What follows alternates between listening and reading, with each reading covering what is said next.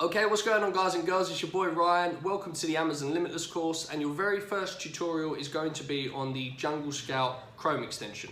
Now that is this little fella right here. Jungle Scout itself comes in two parts. I'll get onto them later on in the course. The first one's going to be the Chrome extension, which is what we're going to cover in this video, and the second part will be the web app. Now the Chrome extension is just a one-off fee. That itself comes in two parts. You've got the Pro version or the Lite version. The link for all of these are in the description down below, so you click on the links, it will take you to the Jungle Scout page and you can decide which one you want to buy. Now when I first started out, I didn't have a lot of money, I was broke, so I bought the Lite version, which is $99. You've got the Pro version, which is $199. It's got a few extra features like the Niche Hunter. I personally have never had any problems with the Lite version. If you've got bundles of money or you want to spend and get the Pro version, that's entirely up to you, but I bought the Lite version. If you're running low on a budget, or on a budget I should say, sorry, then just get the Lite version. You're not going to have any problems with it and it does the job absolutely fine. It's a one-off payment and you will keep that for life. So the Chrome extension is this little fella right here. Once you find a potential product on Amazon, you know, for this example, I've just used the shower curtain, you're going to click it and up will pop all of these numbers. So I'm going to talk you through step by step what each of these mean and how you should be reading these, how to understand exactly what you're seeing. Okay, so the first thing you're going to notice is product name. Now this isn't super important, this is just what people have decided to call their products. The first thing that you're going to want to pay attention to is the brand. Now the reason being is you're going to have several brand names here, as you've even got Amazon Basics, so Amazon are even selling within this niche, and that's not a problem, you can take Amazon on, that's another misconception, most people think that you can't. But what you want to look for here is you want to look through the list and make sure that it's quite diverse, that there are several brands selling within this niche. What you don't want to see, what you want to look out for is, for instance, there's a brand here called Epica. If you were to click on the Chrome extension, get the list up, and within the first 10 or 15 items, you see that Epica is selling, say out of the first 14, you see Epica here 10 times, you already know that they're quite a big player within this niche. They're very dominant, they've already got a strong foothold and a very strong following. You don't want to try and compete with someone that already has complete domination or control over one niche, because it makes it very difficult for you to come in as a new player and to try and gain momentum. Because people are going to go into this niche, check out the products and already see that Epica here, if they were to be selling very, very many products, they've already got quite a strong following. They're going to, you know, there's a reason why Epica is selling so many products, why they've got so many good reviews, why they've got so many followers and so forth. So you don't want to take one person on if they're completely dominating a niche. What you want to see is a list just like this. So as you can see, it's quite diverse. Now that's not to say that Epica, or we've got here, for instance, Amazon Basics a couple of times, we've got M Design Interior. You want to see M Design a couple of times. It's okay to see a brand if they've got 2 or 3 products, but you don't want to see them if they have 10. So you want to see quite a diverse list, which is what we've got here. That's absolutely fine. The next column you're going to see is the price point. Now, ideally, for me, I've always found that the golden sort of range with a product pricing point is between $20 and $50. I found that within this price range, anything below $20, once you've taken in all your associated costs, you know, so manufacturing costs, shipping costs, any sort of import taxes, Amazon's fees, once you've taken all that off, if you've got a $20 price point and you've taken all your fees off, you're not, $20 is the sort of the beginning of where you could have a healthy profit margin. So anywhere between 40 to 50% is ideal. You can sell products that will be a little bit less, but that's on the low end, and then anything above 50, it can be done, but it's, you know, you've really struck gold with that one. So you want to aim for between $20 and $50.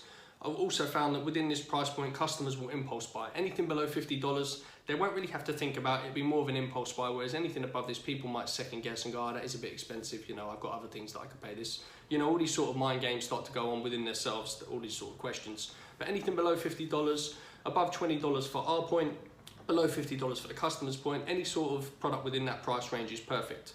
Now, as you can see, these products, their price range is very low. So once you take into account all their associated costs, their profit margins won't be that much. The only way they get around that is by selling a hell of a lot of volume. But at the very beginning, you ideally want to aim for between $20 and $50 in the price point sort of range.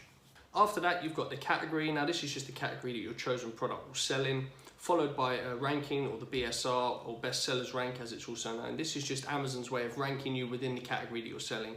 Obviously, the lower the number, so if you're number 1 within this category, you're the best in home and kitchen, which is a huge category. And as the numbers get higher, obviously you're performing, you know, not as well as the people that are ranked above you. Just based off of this number, this is how Jungle Scout are able to give you these sort of numbers. So they can then generate what your monthly sales would be. So in this case, it would be just over 8,500 units per month. They divide that by 13 and it will give you your daily sales. So the amount of daily units that your competition is selling. Next, they'll be able to generate their monthly revenue. So as you can see, the top guy, it's Amazon themselves actually, they're selling just under $100,000 worth of shower curtains a month. Then you've got the next person, Liba, over $200,000, and so on and so forth. So the revenue is a column you'll be looking at quite a lot. when you're doing your product research, because you'll want to see what your current competition is selling, how well they're performing, and whether or not it's something you want to get involved with. Following after that, you've got the review column. Now, all this is going to tell you is how many reviews that your current competition have. Now, in the thousands, that's going to be quite high, but when you see people with 300 reviews, 191 reviews, 547 reviews, people are so adamant or so scared, they're worried that they can't take people on who have a decent amount of reviews. This couldn't be further from the truth. I've taken people on that have nearly 800 reviews before and done very well within my niche. It's completely possible, it's completely doable. Once you get your initial set of reviews and your product's good and you know everything else is flowing well, you've got good pictures and a product description, etc., which is what we're going to touch on later on in the course, you will be able to take people on that have a few hundred reviews. Don't be scared or put off by it, okay? It will just take you a bit of time, but believe me, if your product is good and you're offering value to a customer, you'll easily be able to take people on who have a few hundred reviews. Followed by that, you've got your rating. Now, the only thing I will look at this for is if you've got a rating of 4.5 or above, then they're obviously doing quite well. If you've got a 4 or below, what you want to do is, if you're thinking of selling a shower curtain or whatever your product is, check out the ratings. So you click on the product. Let's just choose this one, for example. It's got a rating of 4. You then want to go to the customer review section. And what you want to do is read the negative reviews. So click on the reviews. You now want to see the negative reviews, which is star reviews. And now what you want to do is scroll through the reviews and read the negative ones and see if there is a reoccurring review that's obviously bad and a problem that you can fix. The reason you want to do this is because you are now solving a problem that your customers currently have with whatever's already available on the market. And if you find a way to improve that, so for instance, let's just say you keep coming across the same review that the shower rings keep breaking and they're not strong enough with this given product, you just now need to speak to your supplier and make sure that they make more sturdy shower rings. If you can find any faults that are reoccurring and improve on them before taking your product to market, you're going to have a significant advantage over your competition. So that's another great thing to do, especially when you see the rating. If you see a rating of 4 or below, even with a 4.5, you can do it just to make sure that your product is going to be the best available. Always check out the negative reviews. And lastly, you're going to see the seller. So you'll have 3 options here. You've got AMZ, which is Amazon. You've got FBA, which is fulfillment by Amazon, which is what we're doing. We're private labelers. We have our products made and then we send them to Amazon. Amazon deals with everything from there. And then you will have, I can't see one here, but sometimes you will see FBM, which stands for fulfilled by merchant. And what that is the people are having their products manufactured and sent to themselves, whether it's their own home or their own warehouse, and they just use Amazon solely as a platform to advertise their product.